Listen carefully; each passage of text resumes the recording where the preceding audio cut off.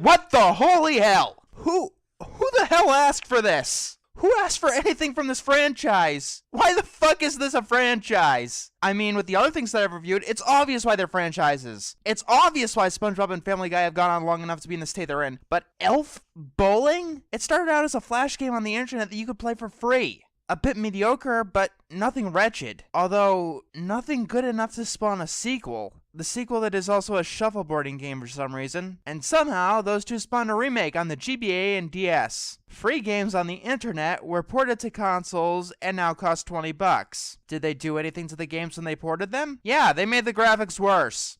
How is this a good idea? Patrick Star, Ed from Ed, Edd n Eddy, and Peggy Hill are all looking at the guy who thought this up and laughing at him. But here's the real kicker, someone had to have bought it because it made enough money to get a movie spin-off. Either that or this stupid Flash game gets more browser traffic than Google. I mean, the estimated budget of this movie is $6.5 million, which doesn't seem that insulting when you compare it to Food Fight having a budget of 10 times that much. But then you realize that Food Fight had 10 times the budget and you wonder, what the holy hell are you in for? But let's put this in even better perspective. This movie was made on less than what Mars Needs Mums earned. The second biggest flop in the history of cinema. Fourth if we're adjusting for inflation. I have no idea what the budget actually went into considering the state of this movie. Except maybe hiring Tom Kenny. Oh, by the way, this is without question the worst thing that Tom Kenny's ever been a part of. Nothing about this movie's inception makes any sense. If those are anything like stockbrokers, then this is starting to make some sense.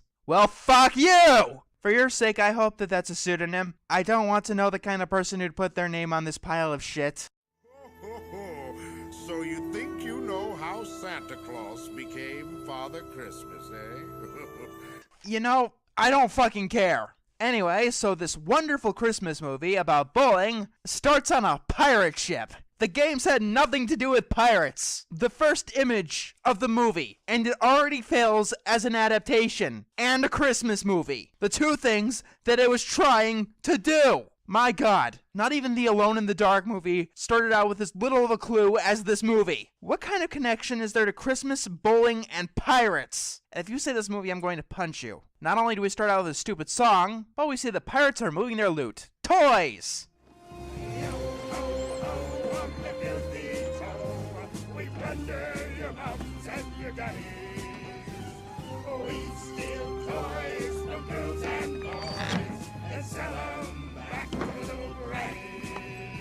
Meet Walmart's newest financial planners. Oh, and their captain is Santa Claus. I have so many questions right now. Why is Santa Claus a pirate? Scratch that. The captain of the pirates that are stealing toys. That's like making the Easter Bunny allergic to eggs. Or making Mickey Mouse a fucking hippo. You've got the first detail about the most important character in your story completely wrong. And we see later that they use gold. Why the fuck are they stealing toys when gold exists? What kind of pirates are these? If you're committing basic burglaries, why the hell would you be using a ship? The furthest place where you could be from the cities where toys are common. Oh, they sell the toys back to the kids' parents. Why the hell don't you just steal the parents' money? That's what pirates do! It'd be a shit ton less pointlessly convoluted.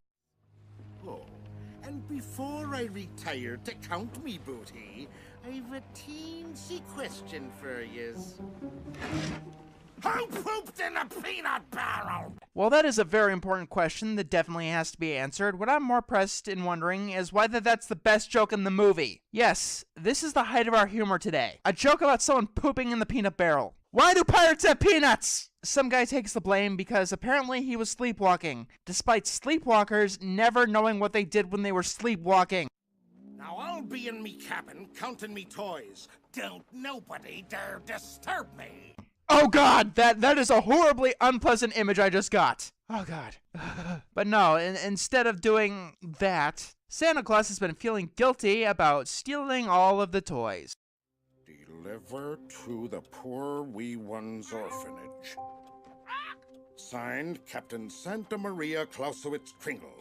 Is that your connection to pirates? That's the only fucking explanation you could think of for his name to be Santa. I'd go on about this, but Santa here decides to return the toys to an orphanage by throwing them into the sea and hoping that his crew doesn't see them and that they'll eventually get to land and be found by the orphanage. The music says that I should be feeling something here, but I can't feel anything but my IQ draining out of my ears. We get introduced to Dingle. In the games, he was apparently a failed ice salesman. Here, he's Santa's brother, and finds a lot of value in toys for some odd reason. No, I am not going back to that thought. And we apparently get to Santa's favorite game, bowling. Who would have thought, considering this movie is Elf Bowling the movie, and wants almost nothing to do with the games. But to be fair, that's kind of like the rest of rational humanity. We see that Dingle apparently is faking the math here.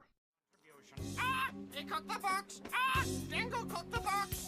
Okay, I got some more questions. Why is Dingle fudging the figures if he isn't getting anything out of this? Santa's the one who's getting all of the earnings. I mean, despite the fact that he's the villain of the movie and probably evil, why is Santa's own parrot the one who gives away the scam? He isn't shown to hate Santa, and is actually his fucking pet. And he's the only character not to be losing something here. Instead of having a rematch or something, the crew decides to mutiny. I don't know why, since all they really gave up was gold. Toys! Now that's where the real value is. For some reason, Dingle and Santa get into a fight on the plank. How stupid do you need to be to walk onto a plank of your own volition? They don't even make a joke out of this like they do in a classic cartoon or anything. It's just, they walk onto a plank because that's where the plot needs them to be. But seriously, how stupid do you need to be? Probably about as stupid as you need to be to put toys in the ocean in hopes that they'll make it to the orphanage. Seriously, what the fuck? The rest of the crew plunges them into icy waters? If they're in northern waters, why are they dressed like that? Why are they in icy waters? Pirates generally don't go through icy waters. They stay in the warm tropical areas. Is anything about this movie going to make even the slightest bit of sense? Like the parrot following the Frozen brothers, even though the parrot apparently hates them. What you'll notice very quickly is that the plot is very much like cartoon episodes rather than a fully fledged movie. Basically, something will happen for about 10 minutes, and then it will be never mentioned again as we move on to the next episode. We cut to the land of snow and elves, the North Pole, and we get to see how bad the animation and character models are in the snowboarding scene. Reboot, the first CGI cartoon ever made with TV-grade animation, looks better than this movie. Also, see how this guy is happy as he's about to faceplant in the snow? Well, in this movie, elves really like pain. Like, they really like to be in pain. The elves come across our two frozen Santa brothers, still having an argument and not in the water for some reason. Two of the elves say that they look like hairy monsters, and so the other one decides to thaw them out because elves really like pain. I'm not even joking. One of the major plot points in the movie is that the elves enjoy being in pain. Cracked. Never thaw out monsters. Oldest rule in the book. Well, stand back, because I'm rewriting the book. Rule 1 of the Safety Scouts Manual. Never provoke wild animals. Stand back. I'm rewriting the book. Here, bear, bear, bear. Come here, berry, berry, bear. So get this. They figure out that Santa is the chosen one after they decide to unfreeze him. Oh, and considering how bad the rest of the movie is, I don't know if this prophecy is earnest or ironic. I mean, if it looked like the any day, any minute things were written by someone else, then yeah, it would totally be an unfunny joke, instead of possibly being a really stupid plot point. They're cracking open like boiled sea serpent eggs. What the fuck is with the pirate stuff in this movie? No, seriously, when has Santa in any single incarnation since ever has he bore even the slightest resemblance to pirates? You know how the ground is the opposite of the sky? Well, pirate is the opposite of Santa! He gives stuff away to encourage kindness, while pirates steal things thinking of nothing but themselves. What I'm trying to say is that the premise is kind of dead on arrival. When the potential monsters get released from their icy prisons, they're still arguing about who rigged the game, after the person who rigged it has nothing left to gain. Oh, by the way, Santa tries to kill his brother for, what was that, cheating at a game of bowling? All of a sudden, we see that the elf's magic orb has lots of powers beyond thawing someone out of chunks of ice, like making red fart clouds. Hey, I know that jig. It's a pants on fire fandango. Key of F sharp.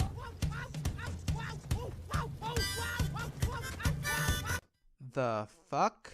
No, seriously, what the fuck is this? Santa's ass catches on fire, so they start singing a song, even though they thought he was a monster? Also, Santa here was trying to put out a fire by running around the North Pole, which is covered in snow! Santa knows these guys are elves because pirates know what elves are.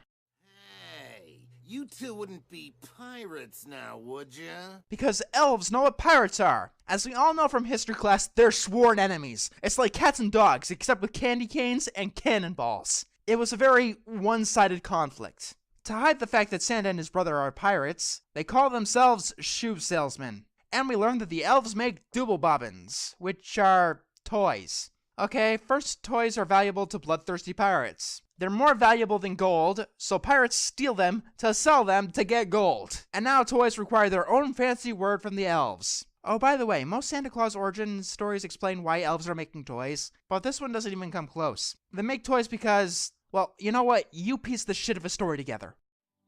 Only with fun will work be done.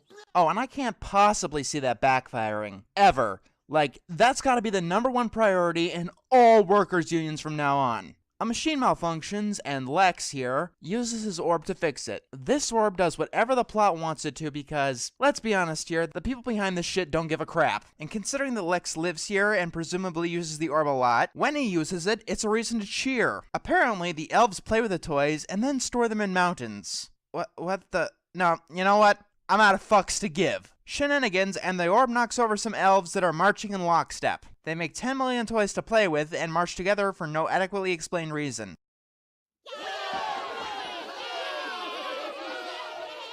There's several broken ribs and a severed spine. Let's party!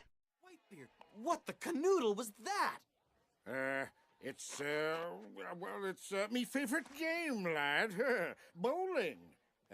Elf bowling, that is. I don't know how they did it. I really don't. But they managed to make elf bowling sound even stupider by giving us an explanation for its creation. Give them a round of applause, ladies and gentlemen. The depths of their stupidity knows no limit. What's wrong with his eyebrows? They look like they're having a seizure. So here's the gist of Santa's plan. While his brother wants to steal all the toys, Santa wants the elves to use their magic to make him a ship so he can go out for revenge. So if you want to see a vengeful interpretation of the spirit of holiday cheer, this still isn't the adaptation for you. Weird Al did this so much better.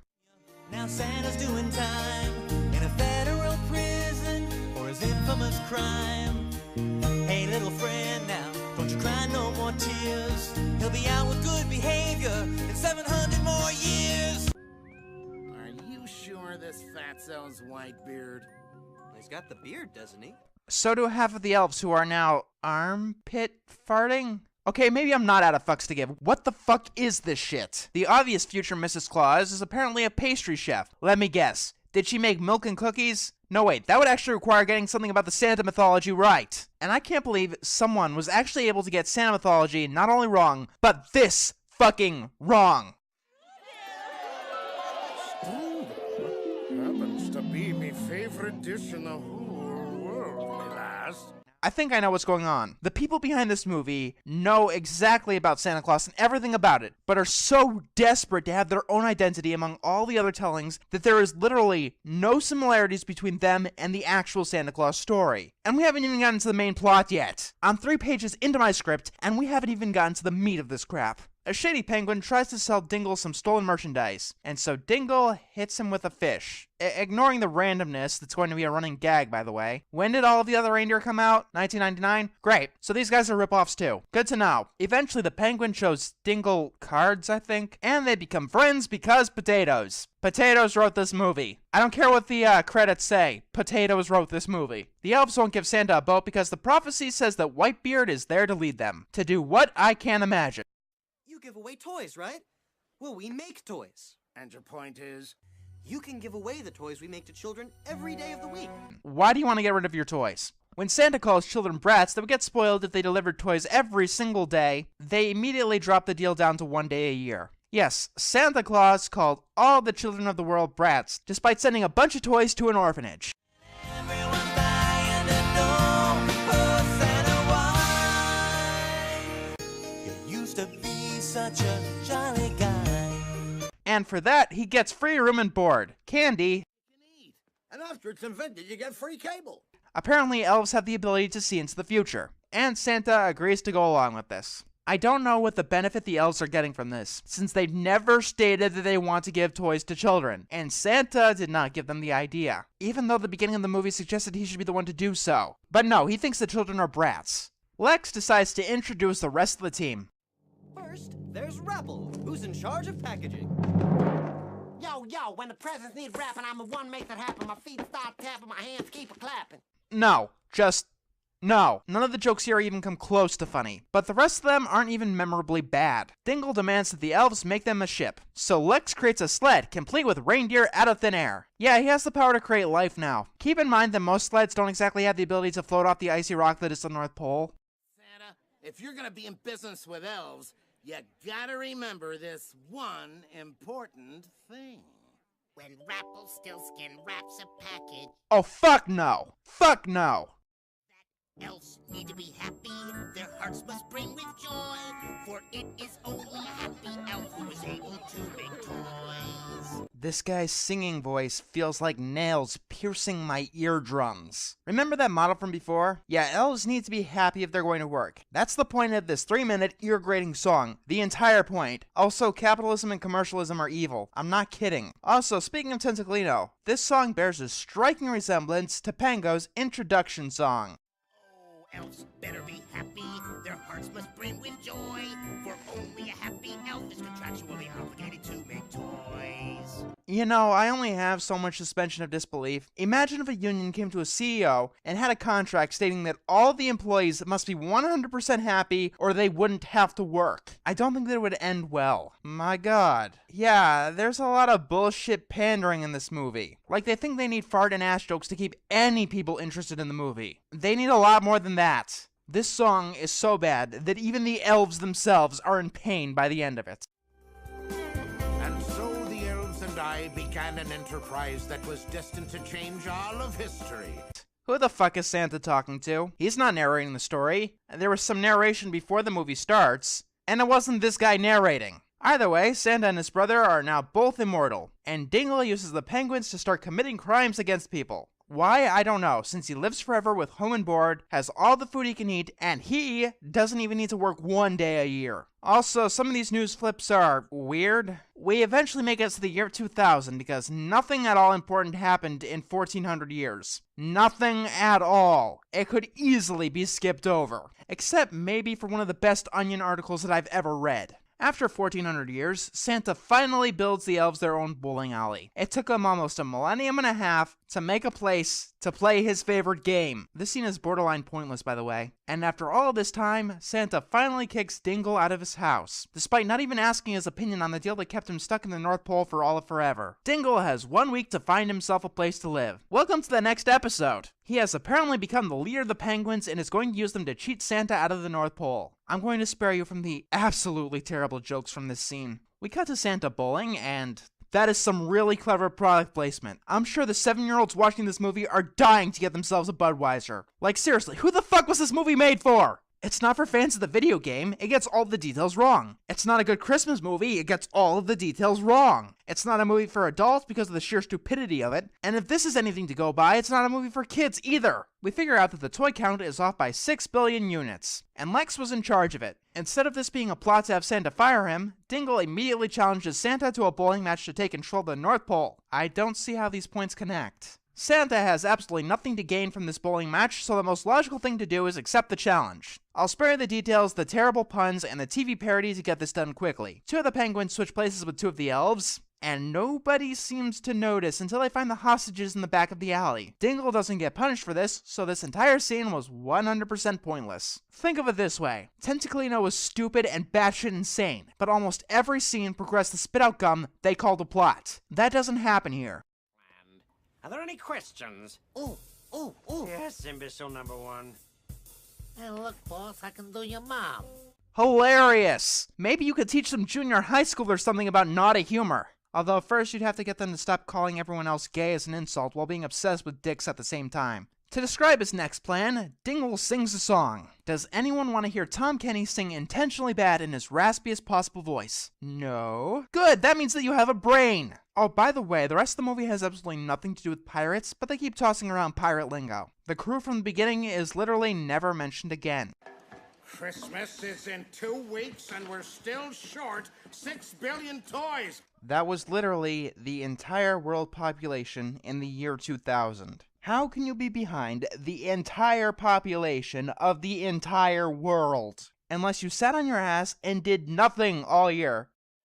Elves better be happy, their hearts must brim with joy, for only a happy elf is contractually obligated to make toys. Oh yeah, the elves' motto. They can only work if they're having fun. The candy cane machine goes crazy because of Dingle, and the penguins drop gunpowder disguised as baking powder into Lex's hands. This argument gets Lex to quit. Yay, now they have to repair a workshop and make 6 billion extra toys without the help of a magic god orb. I swear, everyone in this movie is a complete and utter idiot. Dingle tricks Santa into thinking that Lex walked out into the ice. And being one of this movie's idiots, he believes his brother who tried to cheat his job away. Then the penguins swim to an underwater entrance to the workshop control room. Why the fuck do they have an entrance underwater? It was literally just established that being on the ice and water is dangerous. This is used to sabotage the workshop while Santa is stranded on an iceberg.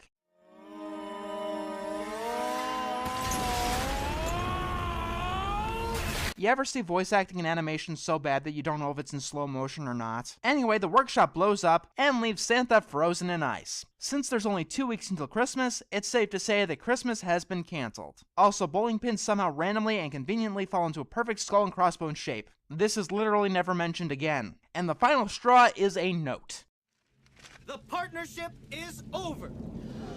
Don't you guys have a contract or something? I don't think you're allowed to do that. Huh, so they do. Since they can't have fun, they decide to go on strike. Well, since everything's in cinders and since Santa flew the coop, how's about we use a little bit of the old elf magic and build us a new joint in the funnest place on Earth? Oh shit, we're going to Disney World! No, actually, the rest of this Christmas movie takes place in Fiji. It's called Fiji, where the bikinis are so teeny-weeny. Please, stop singing. Just stop. I revoke your right to be a musical. I'd rather listen to Mr. Black and Mr. White from Johnny Test sing about Fiji than you. Speaking of that, I don't know why Dingle wants to go to Fiji. The pirates from the beginning, who are all fucking dead now, never said they wanted to go there. Dingle never said that he wanted to go there. The penguins don't want to go there because they'd probably die there. But the elves decide to completely relocate there despite, you know, only having 2 fucking weeks until Christmas. Look, that seems like a lot of time. Trust me. But before you know it, it'll get to the point where you're just starting your project like the day after it's due. Happens to me all the time. Not that this video being delayed has anything to do with that whatsoever. By the way, the rest of this movie is a testament to why the central conflict of this movie can't exist. You know, what would happen if your workers could only work if they were having fun? Today's movies in elf class will be Gremlins, Gremlins 2, and Grizzly Adams. Oh, like you're really in a place to judge. At least you're not watching Elf Bowling the movie. So, Dingle starts talking about his evil plan with an open door right behind him to all of the elves he's duping, and... Making me net worth somewhere in the upper billions. Who the fuck are you? We're 50 minutes into an 1.5-hour movie. It's too late to establish main characters. That's right, she's a main fucking character. Like, I don't even know what to say. I've never seen a movie try to establish a main character this far in. Not even something that's already planned to be a series. Not even in the worst movies that I've ever seen. Chicken Little. All the main characters are in the story 10 minutes in. Tentaclino, same deal. Jack and Jill, Master of Disguise, The Last Airbender. Even the fucking Garbage Pail Kids movie knew that. Like, maybe, just maybe if it was an art house film, or there was some kind of weird twist. But this doesn't even come close to having that distinction. This is literally the most incompetent movie writing that I have ever seen. And the character that they've shoehorned into this movie is nothing more than a gold digger. That is literally it. We don't even get an explanation of why she was flying from the North Pole to Fiji. She just says that she has a personal resort in Fiji, but that doesn't explain why the fuck she was in the North Pole. And as you look at the islands here, you can see the true potential of the PlayStation 1. No wait, the PlayStation 1 looks way better than that. God damn it, the Super Nintendo could create better looking vistas than that. Oh, dingy wingy. Feast your eyes on your new workshop. Was there a level in Elf Bowling that took place in Fiji? Yeah, nifty. Well, anyway, greetings officially. I'm a Chief Manamatum. He says as they set up workshop in that woman's resort. Oh, they do have a resort, and they conga there. Then why the fuck do they have a chief? Is this a tribal village or a tropical resort? It can't be both. The fuck? While they're all celebrating, we cut to Santa Claus, who was finally saved by Mrs. Claus. She being there warms his heart so much that he thaws out. I'll remember that next time I run out of fire arrows. All I gotta do is hug the ice! Santa's about to give up, but his wife talks him out of it. It wasn't chance that brought you to the elves like a big Frozen fish stick? Right, some pirates were sailing through the Arctic when their captain fell over, got frozen, and floated off to the North Pole randomly. That wasn't chance at all. It was plot convenience. It was destiny. Destiny. Right, destiny. It's my destiny to randomly get $1 million.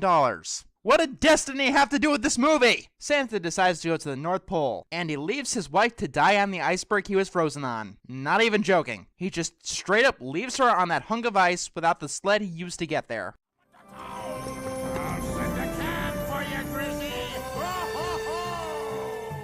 In order to get the elves working, Dingle tricks them inside of some sort of funhouse. And when he sees Lex, the only elf who could possibly stop any evil plan, Dingle locks him outside. It's revealed to be a sweatshop where all of the elves immediately get hypnotized because, yeah, why not throw hypnotism into the movie? Lex immediately breaks into the building. Bagger? Candle! Snap out of it! Yeah, if you keep working, we might actually be on time for Christmas. Turn him towards the wheel. Turn him towards the wheel. Turn him towards the wheel. You're an idiot. What invoices? Well, sweetiekins, I thought we'd bill the children for their Christmas presents.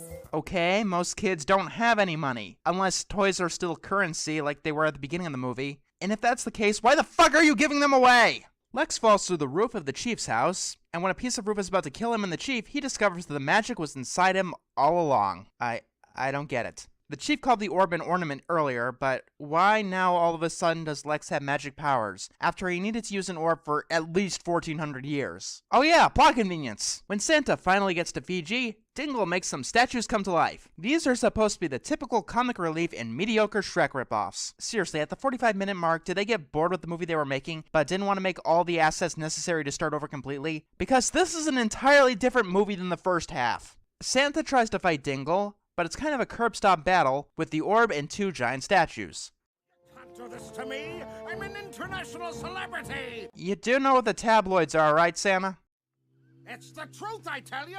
Google me name, you swab, and you'll see it a billion gazillion times. Search results for Santa Maria Clausewitz Krinkle finds 5 results complaining about Elf Bowling the movie, and the next result is about a golf course. Lex manages to find Santa. It was you that made me realize the truth, that I didn't need to be ashamed of giving toys and happiness to all the children of the world. Okay, we don't have any time for this sappy monologue. Also, I don't think that any incarnation of Santa should have to learn that. This is like a chick flick, except instead of smoking babes, dude, it's a munchkin and a fat guy. Yep, one with ass jokes, Budweiser advertisement, and armpit farts. Truly, this movie has something for everyone. The Rock almost randomly decides to free Santa, and I remember that I'm still shocked that the fucking orb can create life. Why don't they use it to make more workers if they were that far behind? We cut to Dingle's sweatshop. When the elves were given a bunch of freedom and fun, they ended up short 6 billion toys. And now that Dingle literally has them enslaved, they are on schedule. This is why we need to think through our implications before we write things down. And of course, Dingle's going to earn $6 trillion by monetizing Christmas. It's almost like a propaganda piece by evil CEOs about the benefits of suppressing the working class. But that'd be absolutely ridiculous. The people who made this movie aren't evil, they're just idiots. But could you imagine if that was really the purpose of this movie? As Santa and Lex are trying to sneak into the sweatshop, the chief helps them by playing a bongo drum, causing the fire girl from before to pop out. This distracts the statue guy who wants to get his rocks off. Also, the first time that I watched this, I thought it was the stone guy who freed Santa before. And then I realized one of the biggest reasons you should never have two characters that have the exact same character model. Even twins in cartoons usually have something to set themselves apart. Santa and Lex go right through the statue's line of sight and into the building. To save the elves, they pull a lever which reverses the hypnotism. Look! Yes, Lex, look at the hypnotic spinning wheel you have seen many times in the past and not gotten affected by for some reason. This manages to save all of the elves from the hypnosis. Also, there's a date rape joke. Huh, how come my underwear's on backwards? And they decide to go after Dingle. Dingle tricked us. And he's trying to steal Christmas from right under our noses! But didn't he help you guys get back on schedule by breaking through your stupid mantra? Honestly, Dingle's like the most helpful bad guy ever. Dingle steals the sleigh, but Santa stows on board. And Mrs. Claus comes by cab to meet Dingle's gold digger girlfriend. They have a fight scene that looks like it was made by wiring limbs in the air, and this ends with Mrs. Claus feeding her strudel. And this amazingly important character that they realize they needed 50 minutes in is totally incapacitated. Since Santa is going to have trouble fighting Dingle, Lex uses the Force and gets the orb to electrocute Dingle. What? Dingle falls into a position where if Santa gets blasted, they both fall. So Dingle decides to challenge Santa to bowling again. I can't see how this could possibly go wrong. I mean, Dingle cheated the last time and has been doing absolutely nothing but being sneaky and underhanded the entire movie. I accept, but this time, it's Super Elf Bowling! Somehow I don't think we're gonna have a repeat of Super Mario Bros. 3 with that one. I'll remind you guys once again that Christmas is in less than 15 minutes, and a game of bowling can last about an hour. Yo, Lex, it's the only one. And it's pitting brother against brother for the Christmas purse. I mean bag. I mean sack. I mean box. I mean, well, you know what I mean. Rebel, now our first contestant steps up to bowl for the whole enchilada. Enchilada? I thought we was bowling for Christmas. I didn't mention this before, but this character can be seen as very racist. As for the game, what do you expect? Dingle continues to cheat, and no one notices any of his underhanded tactics. Santa doesn't even realize that he's holding a fucking bomb. Ladies and gentlemen, I can't believe this, but Dingle actually wins? And since he's a notorious cheater, we're not going to do any further examination into this fact. That is until the chief randomly proves that Dingle is a cheater by using his remote and widescreen television. What the fuck? What is even the point of this character? Also, this calls into the question, how do you know that Dingle was the one who cheated before? I mean, no one ever said that he was the one who tied up the elves and put the penguins in their place. So the penguins get launched on fireworks, presumably to their death. Dingle gets a rocket up his ass and launches into space, where he'll explode due to lack of oxygen despite making Christmas an actual success. Ready for takeoff! And we made it just in time, thanks to you, laddie. What exactly did either of you two do to get the 6 billion toys made in 2 weeks? Oh, that's right, nothing! They rebuild the workshop in the North Pole with Lex's god powers.